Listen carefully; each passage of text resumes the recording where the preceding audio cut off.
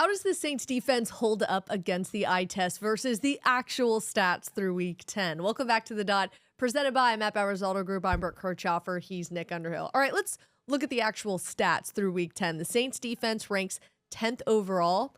Not bad. They're top 9 in passing defense, but in run defense, they are ranked 18th, allowing an average of 113 rushing yards per game.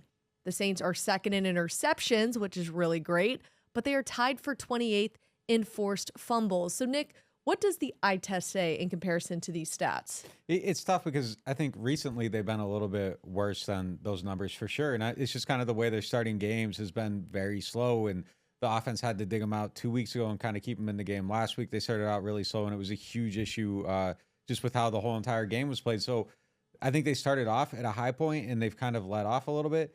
But then you also have to factor in the quality of the opponent. And I think that some of their numbers are inflated by playing all these backup quarterbacks, catching teams without the likes of Justin Jefferson and other star players. So I don't know that I necessarily see a top 10 defense right now. There's really no sack production. The turnover numbers have been great.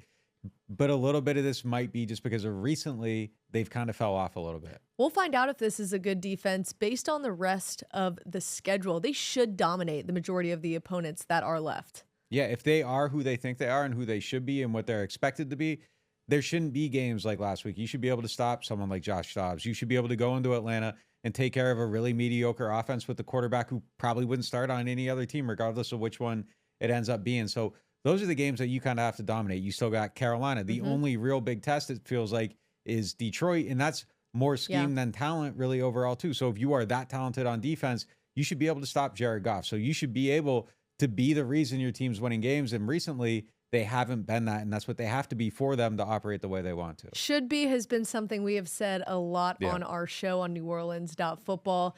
They should be a good defense the rest of the way, and it starts with Atlanta next week.